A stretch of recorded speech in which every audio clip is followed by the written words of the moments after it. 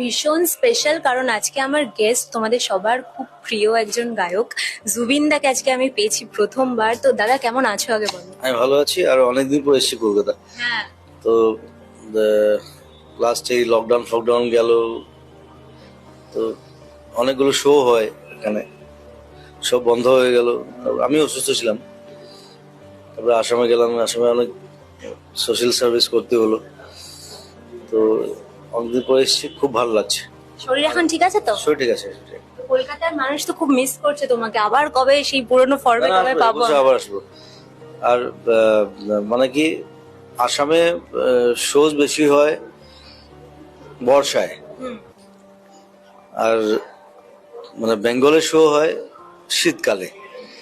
তো ওটা মানে আমরা ভাগিয়ে নিই। তো আমি অপেক্ষা করছি এবার শীতকালে আবার পুরো বেঙ্গল ধামাকা।